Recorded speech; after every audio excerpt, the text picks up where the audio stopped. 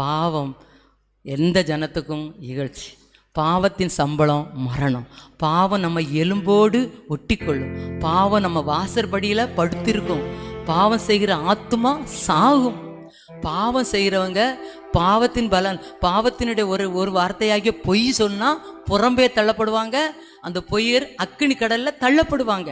அதனால் இங்கே வந்திருக்கிற எல்லாரும் பாவத்தை குறித்து கண்டித்து உணர்த்துகிற அபிஷேகத்தை ஆண்டவரிடத்துல கேட்டு நம்ம என்ன செய்யணும்? பெற்றுக்கொள்ளணும். அந்த பாவத்தை குறித்து கண்டித்து உணர்த்துகிற அந்த அபிஷேகம் நமக்குள்ள வந்துச்சுன்னா நம்ம வாழ்க்கையில் பொய்யுங்கிற வார்த்தை கூட நம்ம பாவமாகிய பட்டியல் நிறைய இருக்குது. அத்தனை பட்டியலையும் நம்ம கைக்கொள்ளணும். இது மட்டும் இல்லை, இன்னைக்கு பாவத்தை குறித்து கண்டித்து உணர்த்துகிற அபிஷேகத்தில் நான் ஒரே ஒரு வார்த்தை பொய்யை எடுத்திருக்கிறேன். ஏன்னா அந்த பொய் சொல்லினதுனால தான் 2 பேரும் என்ன செஞ்சாங்க?